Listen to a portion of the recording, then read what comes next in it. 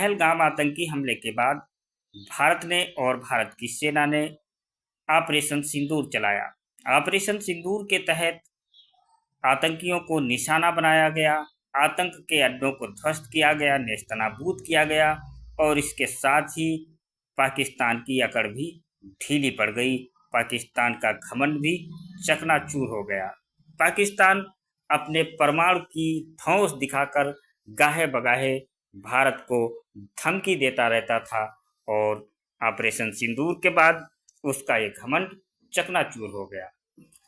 लेकिन बड़ा सवाल ये है कि जो तुर्की है, तुर्की पाकिस्तान के साथ इस ऑपरेशन सिंदूर के दौरान खड़ा हुआ नजर आया और इस बात का भी दम भरा कि हम पाकिस्तान के साथ हर हाल में, हर स्थिति में खड़े रहेंगे।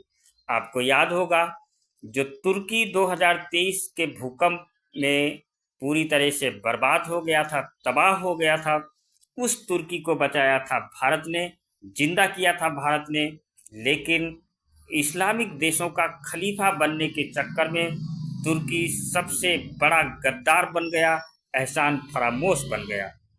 लेकिन अब भारत की सरकार और भारत के नागरिकों ने तुर्की का भी इलाज करना शुरू कर दिया है। जी हाँ, भारत सरकार और भारत के लोगों ने तुर्की का भी इलाज करना शुरू कर दिया है। भारत सरकार तो अपने स्तर से तुर्की का इलाज कर ही रही है, लेकिन भारत के नागरिकों ने, भारत के लोगों ने पहली बार तुर्की के दिल पर हमला कर दिया है। ये भारतीय लोगों का तुर्की पर सबसे बड़ा हमला है, सबसे बड़ा अटैक है। भारत के करोड़ों लोगों ने तुर्की का क्या हाल किया है वो देखने से पहले ये देखिए कि तुर्की ने अभी हाल फिलहाल क्या गद्दारी की है, क्या मक्कारी की है। दरअसल तुर्की के जो राष्ट्रपति हैं एर्दोगान, उन्होंने एक बार फिर शहबाज शरीफ को अपना सबसे करीबी बताया है, सबसे अच्छा दोस्त बताया है, सबसे करीबी भाई बताया है। एर्दोगान ने कहा कि हम जिंदगी भर पाकिस्तान के साथ खड़े रहेंगे क्योंकि तुर्की और पाकिस्तान की दोस्ती जिंदाबाद है। अगर आपको लग रहा है कि एर्दोगान ने यह बयान पाकिस्तान से भाईचारा दिखाने के लिए किया है, तो आप थोड़ा सा गलत हो सकते हैं। एर्दोगान का ये बयान इसलिए आया है क्योंकि भारत और भारतीय लोगों ने तुर्की की धज्जियां उड़ाकर रख दी हैं। तुर्की को भारत और भारतीय लोगों ने सबक सिखाना शुरू कर दिया है। इसी बौखलाहट में एर्दोगान पाकिस्तान से गले मिल रहे हैं और पाकिस्तान के सबसे करीबी भाई होने का दम भर रहे हैं। आपको याद होगा कि पीएम मोदी ने एक बयान दिया था कि पाकिस्तान से भारत की ओर आए एक एक ड्रोन को मिट्टी में मिला दिया गया। पाकिस्तान से आए एक एक ड्रोन को भारत के स्वदेशी हथियारों ने हवा में ही उड़ा दिया, हवा में ही मार गिराया। यहाँ ध्यान देने वाली बात यह है कि पाकिस्तान को ये सारे ड्रोन तुर्की ने ही दिए थे। यानी सीधा सा मतलब ये कि भारत ने अपने स्वदेशी हथियारों से तुर्की के ड्रोन्स की धज्जियां उड़ाकर रख दी हैं और तुर्की के ड्रोन्स की असली हैसियत और असली औकात दुनिया को दिखा दी है। अचानक तुर्की के हथियारों और विशेष रूप से ड्रोन से पूरी दुनिया का विश्वास उठने लगा है और ये बेइज्जती एर्दोगान बर्दाश्त नहीं कर पाए और पागलपन में पाकिस्तान को अपना भाई बताने लगे। लेकिन तुर्की के इस पागलपन को भारत के आम लोगों ने अब 100 गुना ज़्यादा बढ़ा दिया है। भारत में तुर्की का जोरदार तरीके से बायकॉट शुरू हो गया है।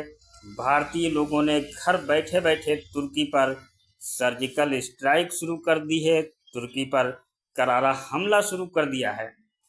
बता दें, पुणे के व्यापारियों ने तुर्की से सेब खरीदना बंद कर दिया है। जानकारी के लिए ये भी बता दें कि तुर्की के सेबों का कारोबार आमतौर पर एक सीजन में 1000 से 1200 करोड़ तक का होता है, लेकिन अब तुर्की को ये घाटा उठाना पड़ेगा क्योंकि भारत के व्यापारियों ने तुर्की से सेब खरीदना बंद कर दिया है। उन्होंने बाइकाट करने का फैसला किया है। बता दें कि उदयपुर के संगमरमर उद्योग से जुड़े व्यापारियों ने भी बड़ा ऐलान किया है तुर्की को लेकर। इन व्यापारियों ने कहा है कि हम तुर्की से मार्बल और इससे संबंधित उत्पादों के आयात को बंद करने की घोषणा कर रहे हैं। ये एक बड़ा झटका है तुर्की के लिए, क्योंकि तुर्की से हर साल लगभग 5,000 करोड़ मूल का संगमरमर भारत में आता है, जिसका सबसे बड़ा हिस्सा उदयपुर में आता है।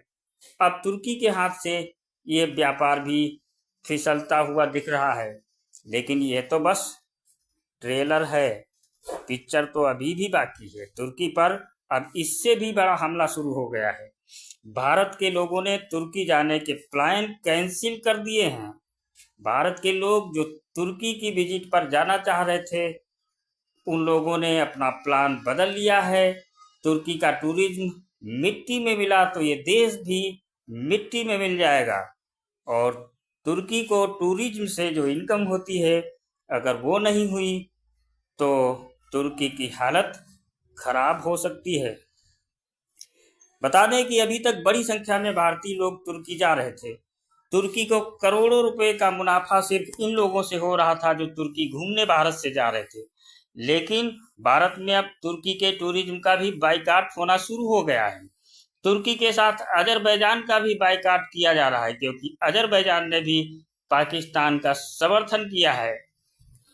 भारतीय ट्रैवल ऑपरेटर्स के मुताबिक पिछले 6 दिनों में 50% से भी अधिक भारतीयों ने तुर्की और अजरबैजान जाने की अपनी बुकिंग कैंसिल करवा दी है। तो ये और बड़ा झटका है तुर्की और अजरबैजान के लिए। हम बताना चाहते हैं कि भारत के एक एक व्यक्ति के पास बहुत बड़ी ताकत छिपी हुई है। अगर आप घर बैठे ही भारत के दुश्मनों को मिट्टी में मिला सकते हैं, ऐसी ताकत है आपके पास। ऐसे में खलीफा बनने के चक्कर में तुर्की को भी दफन करने का समय आ गया है। तुर्की को भी सबक सिखाने का समय आ गया है। हमारा मानना ये है कि आप जब भी बाजार जाते हैं, कोई भी सामान खरीदते हैं, तो पहले दुकानदार से पूछिए कि ये तुर्की और अजरबैजान का तो नहीं है। अगर वो सामान तुर्की और अजरबैजान का है तो उसे तुरंत फेंक दीजिए, उसे मत लीजिए, क्योंकि ये वक्त देश के साथ खड़े होने का है, देश के लिए कुछ कर गुजरने का है। और ये समय तुर्की जैसे गद्दार मक्कार को सबक सिखाने का है, क्योंकि आप अभी तक भूले नहीं होंगे कि जब तुर्की में भयानक भूकंप आया था, तब भारत ने जिस तरह वहां जाकर के अपनी टीमें भेजकर तुर्की की मदद की थी, और जिस तरह से वहां से चलते समय तुर्की के लोगों ने भारत की टीमों को सैल्यूट किया था, उससे तो ये लगता था कि तुर्की कहीं न कहीं इस एहसान को हमेशा याद रखेगा। लेकिन तुर्की जैसे गद्दार मक्कार और एहसान फरामोश को सबक सिखाना जरूरी हो गया है, और इसमें एक एक भारतीय का, एक एक हिंदुस्तानी का सहयोग बहुत जरूरी है।